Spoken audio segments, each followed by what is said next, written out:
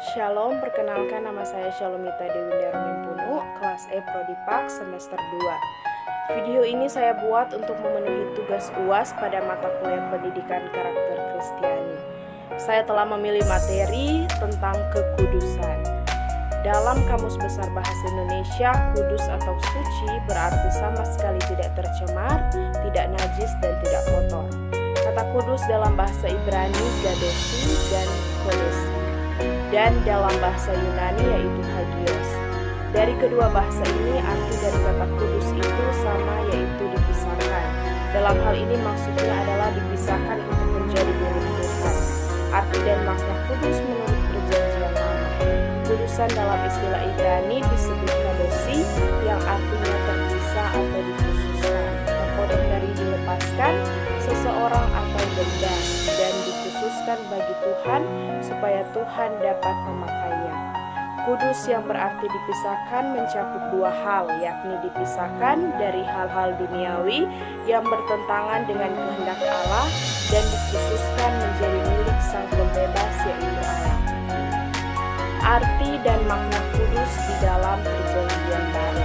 Kekudusan dalam istilah Yunani disebut hagios, diartikan dengan memisahkan dan menjadikan milik Allah.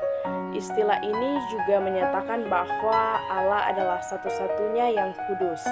Selain itu, istilah hagios ini adalah juga menunjukkan sikap kesetiaan manusia terhadap Allah atau keserasian dunia ciptaan dengan hukum ilahi. Kekudusan Allah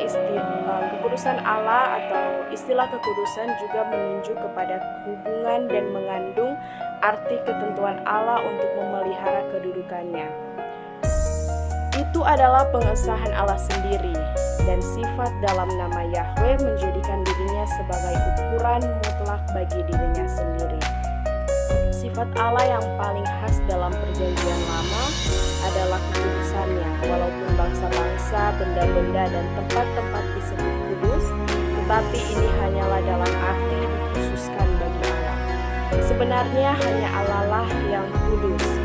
Kekudusan itu berarti bahwa dia betul-betul murni di dalam sikap dan pikiran. Kekudusan Allah sangat berhubungan dengan umat yang dipilihnya. Karena Allah kudus, maka Allah juga menuntut umatnya untuk hidup kudus. Allah yang kudus merupakan pernyataan dalam sejarah Israel untuk menebus perbuatan-perbuatan dari anugerahnya dan menebus kekerasan pengadilannya.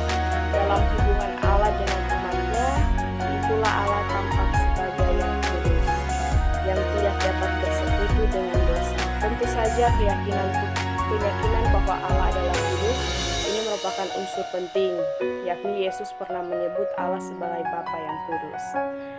Di sini ada beberapa alasan yang sederhana untuk orang Kristen hidup di dalam kekudusan.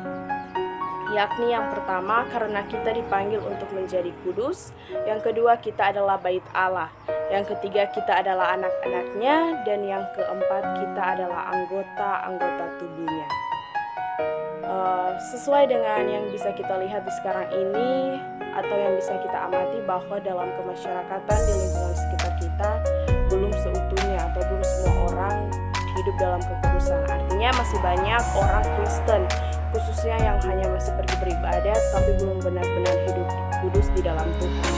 Dan dia menjadikan hidup ini dalam kekudusan belum seutuhnya dan bukan menjadi prioritas dalam kehidupannya. Serta ibadah, berdoa, dan pelayanannya hanya dijadikannya simbol bahwa beragama Kristen.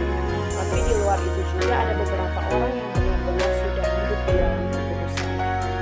Untuk mengatasi ini, solusinya yang pasti orang-orang yang belum seutuhnya hidup di dalam kekudusan banyak memberikan motivasi serta dorongan yang baik bahwa jadilah orang Kristen yang sesungguhnya, yang mau hidup kudus di dalam Tuhan, sehingga membuat semua orang paham dan mengerti bahwa mengapa harus hidup kudus di dalam Tuhan, karena itu wajib dan harus. Sekian, terima kasih.